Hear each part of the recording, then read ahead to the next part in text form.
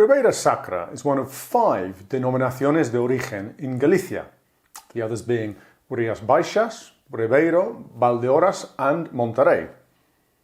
And Ribeira Sacra is the only one really specialising in red wines. Its 1,200 hectares span the provinces of Lugo and Ourense, and they're divided into 5 distinct subzones: Amandi, Chantada, Quiroga-Bibei and Ribeiras do Miño and Ribeiras do Sil, Ribeiras meaning riverbank in Galician. Now, heroic viticulture is a phrase which often gets bandied about when we're talking about Ribeira Sacra. And it's true that the vineyards really do seem to hang from the vertiginous banks of the Sil and Miño rivers that dissect the region. And it demands winemakers with good balance and a real head for heights. Now, despite a wine history that stretches back for centuries and the region's importance as a centre for religious orders in the Middle Ages, Ribeira Sacra has traditionally struggled to make its mark outside Galicia, and it's only relatively recently that established winemakers from other parts of Spain, people like Raúl Pérez or Eulogio Palmares or Surso Alba, have fallen under the region's spell and started to make their own wines there. And it's this kind of artisanal revival that really makes a virtue out of adversity, exploiting Ribeira's really diverse array of soil types, altitudes and orientations, and working with its native grape varieties to produce real terroir-driven wines with a strong sense of place. Critics and wine lovers have followed, and Ribeira Sacra's glorious Atlantic reds with their vibrant fruit and fresh acidity are gaining new fans every day. The rugged terrain in this corner of Galicia makes for very labour-intensive vineyards, and growers have traditionally struggled to make a profit. Even today, the high costs of farming on such steep slopes puts many people off. It's estimated that recovering just 1 hectare of vineyard can cost anywhere between 80 to 100,000 euros, and the larger wineries tend to steer clear.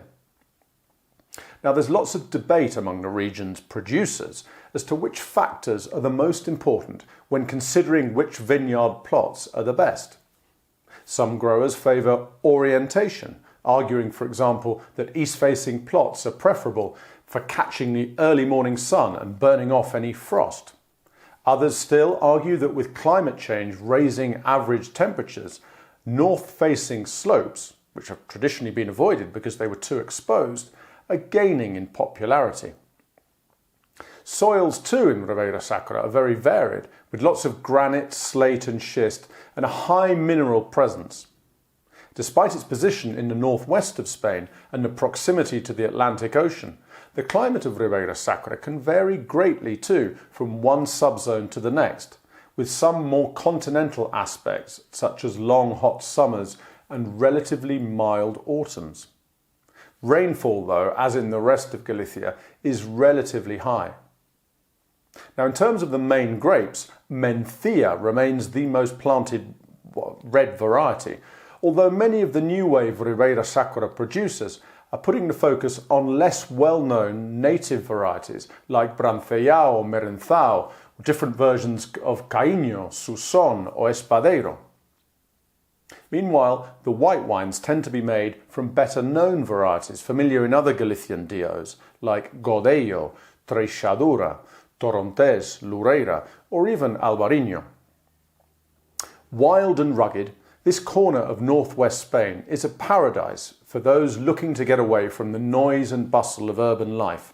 And for wine lovers too, it's got a lot to offer. Twists and turns in the landscape mean it's quite hard to get to by road, but once you're here, the dramatic river valleys with their beautifully terraced vineyards demand to be enjoyed more slowly. Wine production in Ribeira Sacra is small scale.